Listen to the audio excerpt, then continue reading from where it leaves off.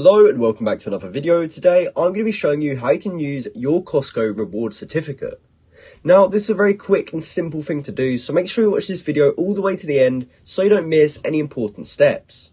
Now the first thing you must do is actually visit a Costco warehouse. And that's because reward certificates can be redeemed at any US Costco warehouse. So I recommend you head over to the Costco website, and if you're not sure where your local Costco is, you can look on this locations map and you can find one that's near you. And from there, you just want to go ahead and visit the store. From there, you have two options. You can show your certificate at your time of purchase, and from there, the certificate amount will be deducted from your total bill. So, for example, this certificate on the screen is worth $85.64. So let's just say we were shopping in Costco and we spent $100.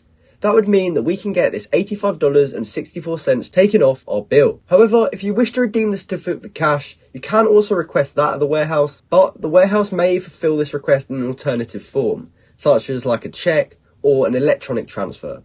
It's important to note that these certificates are only valid in US Costco warehouse locations, including Puerto Rico. So that's how you can use a Costco reward certificate. I hope you found this video helpful and thanks for watching.